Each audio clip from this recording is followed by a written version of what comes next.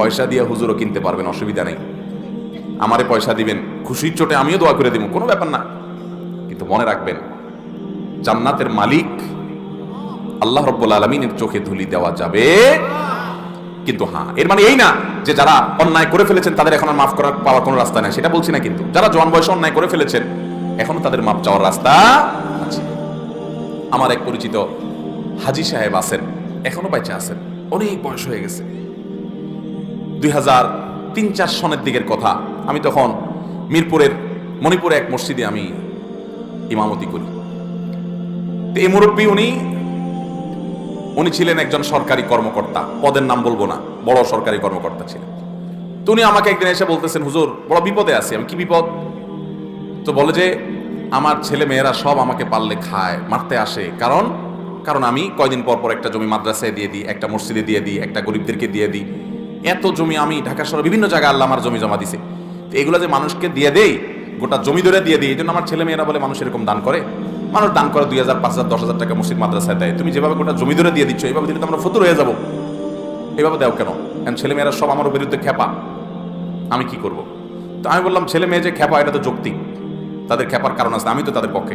আপনি এত দান করেন কেন? এত দান করতে তো আল্লাহ বলেন নাই।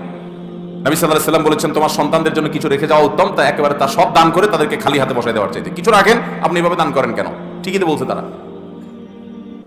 তখন ভদ্রলোক বড় নিঃশ্বাস ফেলে বলছেন, হুজুর আমার দুঃখ তো আপনিও বুঝলেন না। তাদেরকে বলেন দুঃখ কি? বলে দুঃখ হলো, বাবারে যে কয় টাকা বেতন পাইতাম কোন রকম সংসার, ছেলে মেয়েদের পড়ালেখা টেনে টুনে পার হয়ে যেত। এই জমি জমা যা দেখছেন সবই অবৈধ টাকা, ঘুষের টাকায় তৈরি করা, ঘুষের টাকা উপার্জন করছি এগুলা। তখন আল্লাহর ভয় ছিল না, 2 হাতে কামাই করছি, এক এক কলমের খোঁচা অনেক বড় বড় অঙ্ক কামাই করে ফেলছি।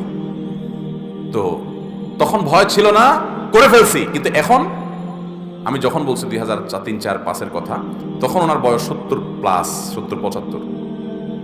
এখনো ভদ্রলোক বেঁচে আছেন, শয্যাশায়ী। তো তিনি বলছেন যে বাবারে, এখন তো আমি সকাল বিকাল শুধু কবর দেখি সামনে।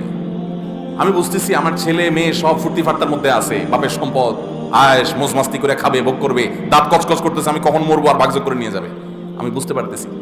কিন্তু আমি এটাও জানতে পারতেছি যে কবরে থোয়ার সাথে সাথেই তো আমার শুরু হয়ে যাবে জবাবদিহি।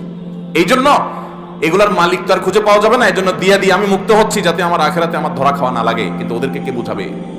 এগুলো তো তাদেরকে বলতেও পারি না যে এগুলা সব আমার না, এগুলো সব মানুষের।